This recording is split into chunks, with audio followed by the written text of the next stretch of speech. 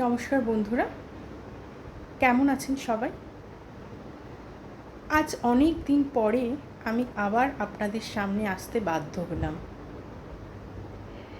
একটা বিষয় আমার মনকে ভীষণভাবে নাড়া দিচ্ছে, সেই ব্যাপারে কথা বলবো বলে আমি আজ আপনাদের কাছে হাজির হলাম। আজকে আমার বিষয় হচ্ছে ডিপ্রেশন। এই ডিপ্রেশন শব্দটা অত্যন্ত একটা গুরুত্বপূর্ণ শব্দ এবং এই ডিপ্রেশন বলতে আমরা সাধারণত মনের একটা অবস্থাকে বুঝি। কেউ এটাকে মন খারাপ বলেন, কেউ বলেন বিষণ্ণতা, কেউ বলেন অবসাদ, বিভিন্ন জনে বিভিন্ন রকমভাবে এটাকে ব্যাখ্যা করেন। সে যাই হোক না কেন, একটা মানুষ যখন এই মনের অবস্থাটার মধ্যে দিয়ে যান তখন তিনি দিশেহারা হয়ে যান। তিনি তখন ভাবতেই পারেন না কিভাবে তিনি এটার থেকে বেরোতে পারবেন বা আদৌ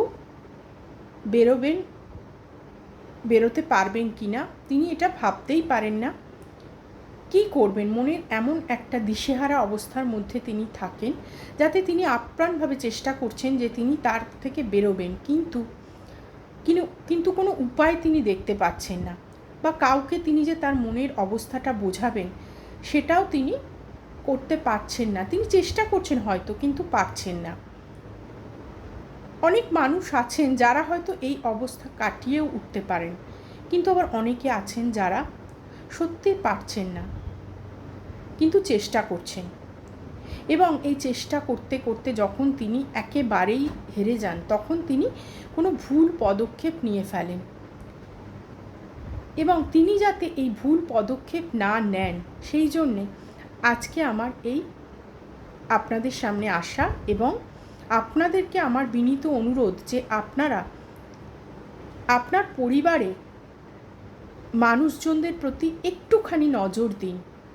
দেখুন তাদের আচরণে যদি কোনো পরিবর্তন হয় তাহলে আপনি তাদেরকে জিজ্ঞেস করুন, তাকে জিজ্ঞেস করুন যে তিনি কি সত্যি কোনো অসুবিধার মধ্যে দিয়ে যাচ্ছেন, তার কি কোনো সাহায্যের দরকার। যদি তার কোনো সাহায্যের দরকার হয় দয়া করে তার দিকে আপনার সাহায্যের হাত বাড়িয়ে দিন।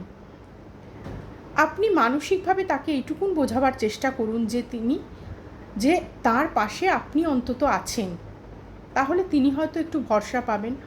ভরসা করে হয়তো তার মনের কথা আপনাদেরকে খুলে বলতে পারবেন এবং তিনি সেই অবস্থার থেকে একটু বেরোতে পারলেও বেরোতে তিনি পারেন।